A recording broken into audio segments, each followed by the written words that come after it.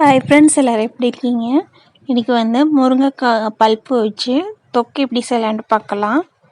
அதுக்கு ஃபஸ்ட்டு கொஞ்சோண்டு முருங்கைக்காய் எடுத்து குக்கரில் வேக வச்சுருக்கேன். ஒரு விசில் போட்டால் போதும், முருங்கைக்காய் நல்லா வெந்துடும். இது நல்லா ஆறட்டும். நல்லா ஆறினதுக்கப்புறமா அந்த முருங்கைக்காய் எடுத்து ஒரு பல்ப்பாக எடுத்து வச்சுக்க வேண்டியதான். எல்லோரும் முருங்கைக்காய் அப்படியே வெட்டி போட்டு செய்வாங்க. நம்ம கொஞ்சம் டிஃப்ரெண்ட்டாக அதோடய பல்ப்பை மட்டும் எடுத்து செய்ய போகிறோம். இந்த மாதிரி ஒவ்வொரு முருங்கைக்காவை எடுத்துகிட்டு அந்த பல்ப்பை ஒரு ஸ்பூனை வச்சு இப்படி வலித்து எடுத்திங்கன்னா வந்துடும். எல்லாத்தையும் எடுத்துகிட்டையும் காமிக்கிறேன். இவ்வளோ முருங்கைக்காய் வந்திருக்கு நம்மளுக்கு. இப்போ செய்ய ஆரம்பிச்சிடலாம். ஆயில் விட்டுட்டு ஆயில் ஹீட் ஆகணும். ஆயில் ஹீட் ஆனதுக்கப்புறமா ஒரு ஸ்பூன் கடுகு சேர்த்துருக்கேன். ஒரு ஸ்பூன் சீரகம் சேர்த்துக்கலாம். ரெண்டும் நல்லா பொரியணும்.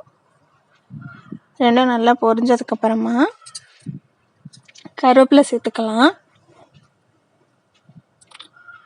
கருவேப்பிலை பொரிஞ்சதுக்கப்புறமா ஒரு சின்ன வெங்காயம் கொஞ்சம் ஒரு 20 வெங்காயத்தோட சாப் பண்ணி வச்சுருக்கேன். அதையும் சேர்த்துக்கலாம். பெரிய வெங்காயமும் சேர்க்கலாம். பெரிய வெங்காயம் கொஞ்சம் இனிச்சாப்பில் இருக்கும். சின்ன வெங்காயம் சேர்த்திங்கன்னா கொஞ்சம் டேஸ்ட்டாக இருக்கும். சின்ன வெங்காயத்தை சாப் பண்ணி வச்சுருக்கேன். சேர்த்து நல்லா வதக்கி விட்டுக்கோங்க.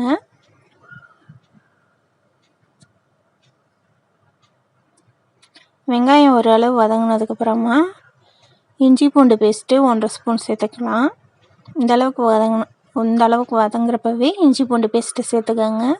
அப்போ தான் ரெண்டோட பச்சை ஸ்மெல்லும் கரெக்டாக போகும். 1.5 ஸ்பூன் போட்டிருக்கேன்.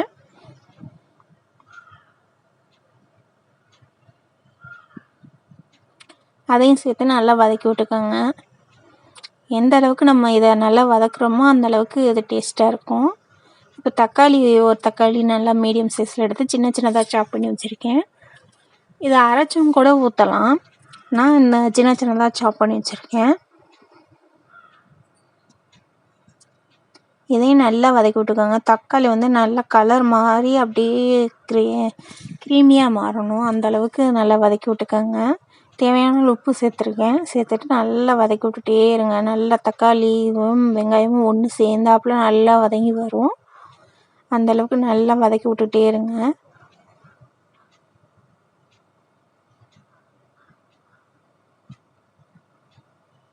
இப்போ பார்த்தீங்கன்னா ஓரளவுக்கு நல்லா வதங்கிடுச்சு. இப்போ மசாலா தூள்லாம் சேர்த்துக்கலாம். ஒரு ஸ்பூன் மிளகாத்தூள் சேர்த்துருக்கேன். 1.5 ஸ்பூன் மல்லித்தூள் சேர்த்துருக்கேன்.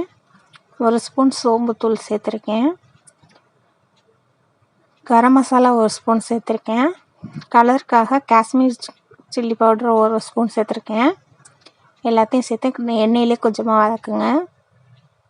இப்போ அடி பிடிக்கிற அளவுக்கு வந்ததுக்கு வரும். அப்போ நம்ம தண்ணி சேர்க்க வேணாம்.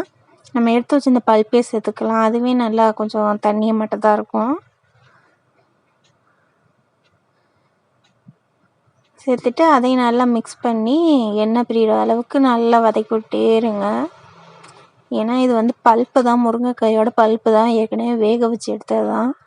அதனால் இதில் தனியாக நம்ம வேக வைக்கணும் அவசியம் இல்லை. அந்த மசாலாவோட மிக்ஸ் ஆகி எண்ணெய் பிரிஞ்சு வந்தால் போதும். கொஞ்சம் கீழே அடியில் பிடிக்காத அளவுக்கு நல்லா வதக்கி விட்டுட்டே இருங்க.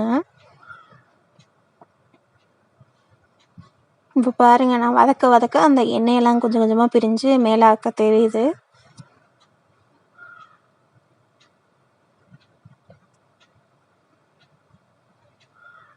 அவ்வளோதான். இந்த பாருங்கள், நல்லா எண்ணெயெல்லாம் கொப்பளிச்சு மேலே வரும். நம்மளோட முருங்கைக்காய் பல்ப்பு வச்சு தொக்கு எப்படி செய்யலான்ட்டு பார்த்தாச்சு. நீங்களும் செஞ்சு பாருங்கள். மறக்காமல் எப்படி இருந்துச்சுன்னு கமெண்ட் பண்ணுங்கள். சப்ஸ்கிரைப் பண்ணுங்கள்.